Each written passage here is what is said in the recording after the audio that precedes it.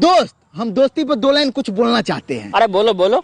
कि तू मेरा दोस्त है चाहे रहने वाले हो झोपड़ी का, कि तू मेरा दोस्त है रहने वाले हो झोपड़ी का। आगे चल निकल भोसड़ी का। मेरा हर लड़की पे दिल आ जाता है, लगता है मैं दिल का बहुत अच्छा हूँ। कौन है बे? अबे अंधा है क्या? अंधा किसे कह रही है बे? साले चील की निगाह मेरी। तकदीरों की इस लड़ाई।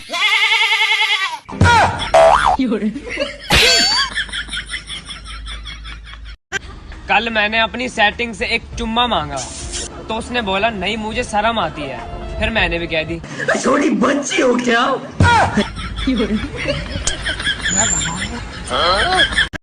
डर गया रे? आओ ना देख लेते आओ। अरे भाई इससे मुंह मत लग यार। अरे भाई तुम चुप, देख लेते आओ। क्या समझते अपने आप को? आओ चल चल ना, मार के दिखाओ इसको।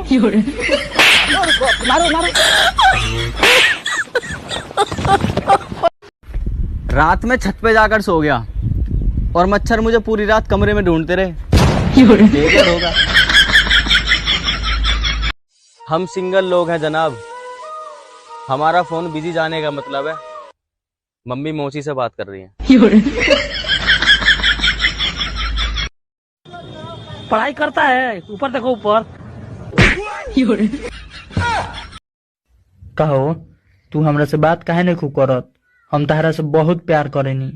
अच्छा हमरा खातिर का क देब?